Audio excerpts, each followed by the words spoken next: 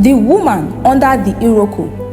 In the heart of Igberiko village, where the red dust coiled like mist in the morning and the sun painted the earth with gold, there stood an Iroko tree, so tall it seemed to scratch the belly of the sky.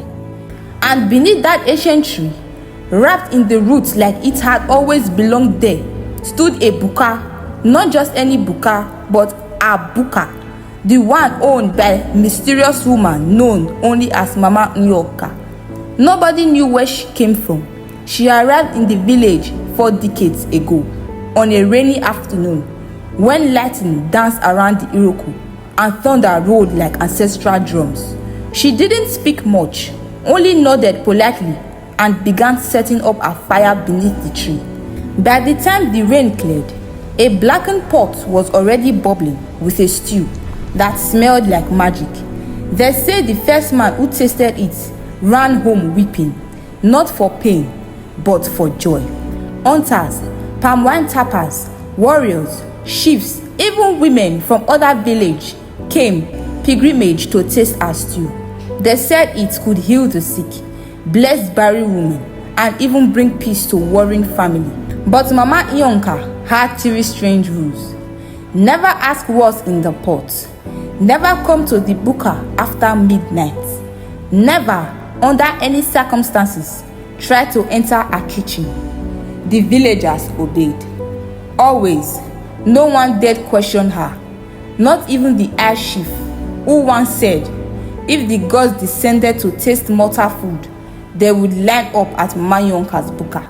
And yet, behind a constant smell, a red head wrap that never left her head, and a soft laughter, there was something off. So one morning, while the village buzzed with the scent of fresh goat stew and roasted yam, Ifunanya gathered her courage and walked into the buka. She dropped to her knees. Mama, let me walk here, she said, bowing her head. I want to learn your ways. Mama Yonka turned slowly. Her lips curled into a small smile, but her eyes, dark and ancient, watched the girl with a stillness that made the room colder. You want to cook? She said. Ifunanya nodded. The old woman was silent for a long time. Then, with a nod that felt like a door creaking open, she said, then come, child.